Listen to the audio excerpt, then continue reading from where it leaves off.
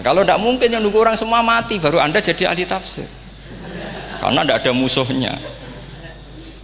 Tapi saya pastikan orang kafir pun bisa memahami Quran, yaitu tadi hatta yasma'ah kalam Allah. Sayyidina Umar itu masuk Islam itu gara-gara dengar adiknya baca Toha, ma anzalna alikal Qur'ana litasqa illa tadhkiratal liman yakhsha tanzilam mimman khalaqal arda was samawatil ula ar-rahmanu alal arsis tawa. Itu dia ma huwa bikalamil basar, tidak mungkin seperti ini karangan manusia, itu tidak mungkin.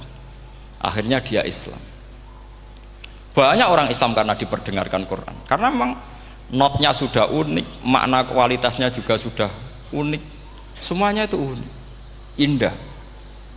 Sampai sekarang pun orang kafir itu orang paling tahu Quran. Makanya Allah mensifati orang kafir itu hasadam min indi anfusihim mim ba'di ma tabayyana lahumul haq.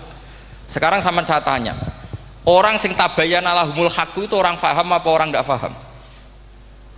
Mereka orang kafir itu mengingkari Quran, padahal mim ba'di ma tabayyana lahumul haq, setelah kebenaran nyata bagi mereka. Nyata bagi mereka artinya orang kafir paham apa tidak paham?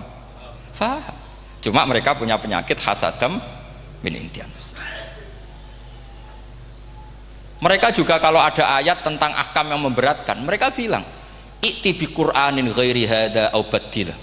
Muhammad harusnya jangan tema itu yang diangkat, bu cari Quran yang lain yang enggak tema itu. Mereka sampai memilih tema itu karena paham apa karena tidak paham? Karena paham. Makanya di makalah saya pastikan ngaji tafsir itu gampang, karena orang kafir pun bisa. Kalau kasus Ahok itu bukan paham itu melintir, beda. Paham sama melintir itu beda. Itu diterjemah kemenang tuh jangan mengangkat kawan orang Islam, bukan mengangkat pemimpin. Ya likanya kalau ngangkat teman saja tidak boleh, apalagi ngangkat pemimpin. Fatal mana berteman sama orang salah sama ngangkat. Saman kancanan maling itu apik nak menawa nang andani. Terus ngangkat, "Hei maling ke pimpinanku." Parah mana? Parah mana?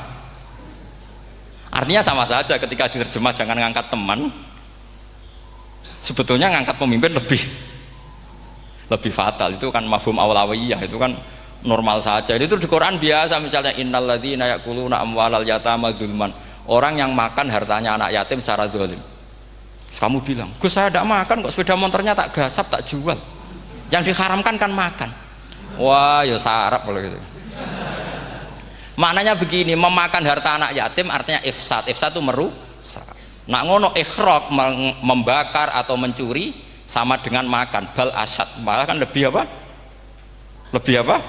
Dasar. Jadi yakuluna di situ tuh ba'dul amsilah, sebagian contoh min wujuhil ifsad atau min wujuhil ihlak.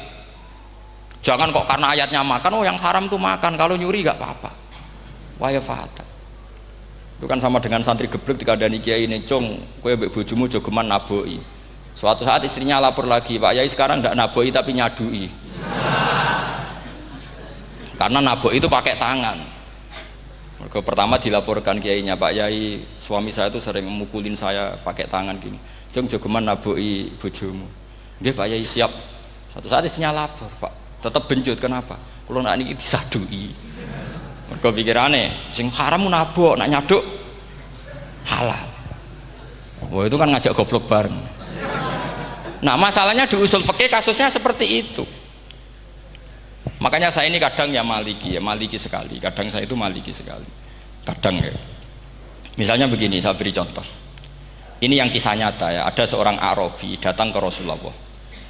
Ya, tadi kan teman-teman minta juga ilmu hadis ya. Ini satu paket saja. Itu tadi nanti kalau sampean kasih lalim ndak itu sudah ada urusan saya tadi. Nunggu orang mati banyak tadi itu. Kalau nggak usah nunggu orang mati, sarannya tadi apal tadi. Ya Rasulullah, ahlak tuh. Saya ini orang yang rusak. Wa ma ahlakaka, lalu yang bikin rusak kamu apa? Qol waqatu imroati fi nahari Ramadan. Saya menjima istri saya ketika masih siang. Fi nahari Ramadan, siang Ramadan. Walhasil Nabi tidak menyuruh hanya kodok, tapi menyuruh kafaroh. Kafarohnya itu merdekakan budak atau memberi makan 60 orang miskin, atau puasa berapa? Puasa 60 hari. Atau urut merdekakan budak atau puasa 60 hari atau memberi makan sitina miskin. Oke, kita sepakat ya hadis itu sahih dan diulang-ulang oleh Ashabus Sunan. Oke, riwayatnya nggak masalah. Sekarang kita analisis maknanya. Sekarang sampean saya tanya, kalau anda misalnya sekarang jam berapa ini? Misalnya sekarang jam 9 kurang seperempat Ramadan, terus anda rokok atau anda ngopi, kepengen ngopi terus ngopi tanpa udhurun syar'iin, anda hanya wajib qadha apa bayar kafarah?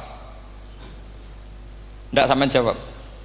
Rata-rata kiai kita, oh mau wajib qadha Gus karena gak jima. Sing seru kafarah itu nak jima. Kan ngombe kopi be jima beda. Pertanyaannya tuh lucu, ini naif secara fikih masalah. Masalahnya begini. Jima bojo itu tidak zina. Jima bojo itu zina apa enggak? Enggak. Berarti dengan makan bedanya apa? Sama kan? Sama-sama amrun mubah. Sesuatu yang boleh. Kenapa hukumannya berat?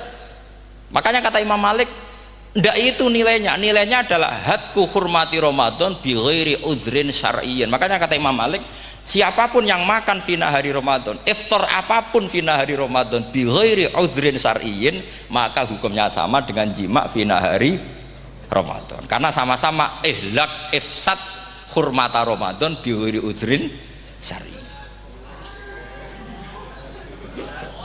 Loh, enggak, ini ilmiah. Kamu udah harus cocok, tapi otak kamu harus percaya.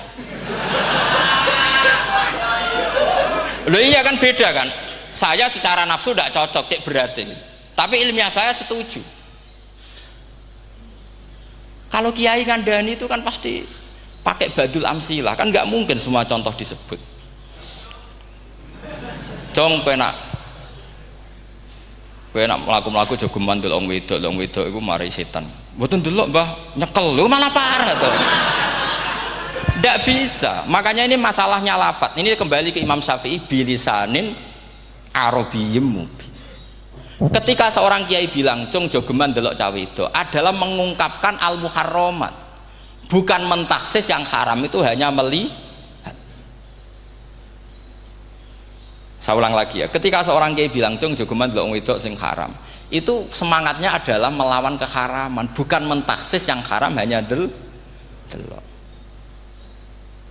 Itu di Quran normal semua, di semua lugat ya biasa. Itu kan sama seperti misalnya seorang mbah ngasih uang cucunya, cung tak kayak duit 100.000, cung gue tuku es, terus kue mendingan, nah ragu tuku es haram iki kan ngongkone tuku es. Lah kepen putumu mati kan nyeben 100.000 gue tuku es. Ya mulai dulu istilahnya nak bange ke ibu tuh cung 100.000 gue tuku es. Cara wong kuno. Maksudnya gue pokoknya umumnya cah cilik senane es cuma nyebut. Ya sudah seperti itu. Sama seperti Quran menghentikan begini. Ini memang salate yang fikih dulu, yang pokok-pokok. Di antara yang enggak boleh dikawin adalah wa antasma'u bainal ukhtaini illa ma qad salaf. Kamu enggak boleh menikahi Sri dan Zainab, kakak beradik. Sudah sepakat nggih? Fi nikahin wahid enggak boleh al jam'u bainal ukhtain. Jadi mbaknya kamu kawin, adiknya kamu kawin fi nikahin wahid. Tapi nak ngeduni boleh, berarti kan dengan waktu yang berbeda. Quran hanya menyebut itu.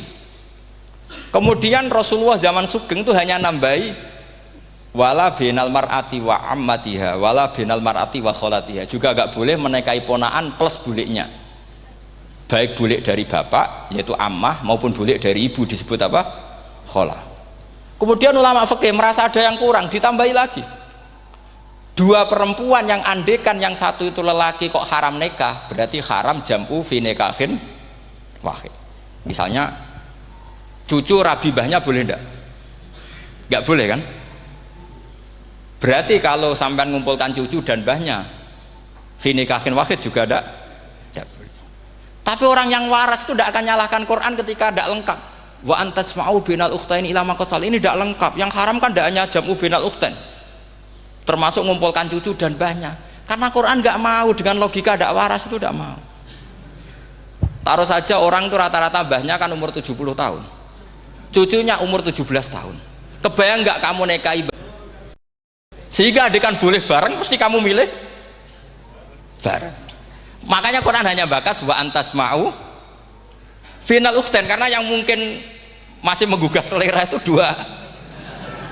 Tapi kalau cucu sama mbahnya itu, kalau ada yang masih selera kan Ya sarap itu. Tapi fikih sebagai kaidah tetap menerangkan termasuk yang haram jam'u adalah bainal mar'ati wajad dati. Paham juga maksudnya? Artinya ketika menyebut itu tidak jaminan merangkum semua hukum. Tapi ba'dul amsilah. Fa'innal akila yaktafiya bi isyaratil ba'di. Karena orang kalau punya akal diisyaroi sebagian sudah paham. Ini penting kalau aturakan. Jadi ini penting. Nah bayangkan sekarang banyak gerakan-gerakan ahli Quran katanya tapi nggak memahami ilmu usul fikih. Quran ra ono ya wis. Nang Quran ra ono cerita harame asu, nak ngono asu ya halal. Ora ono Qurane. Sing ra ono iku tekem ora Qurane, kok aneh-aneh kowe.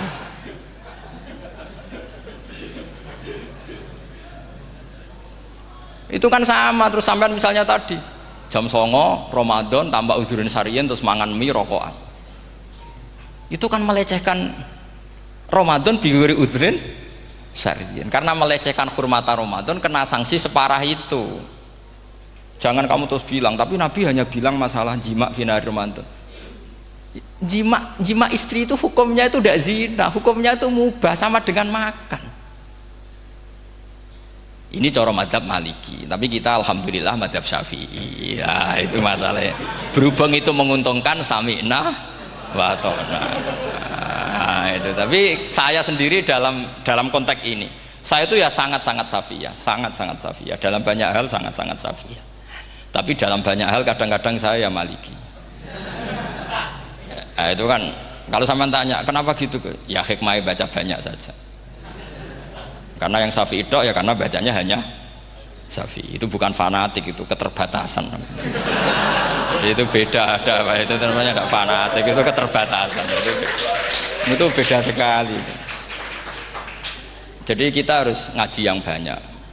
Saya termasuk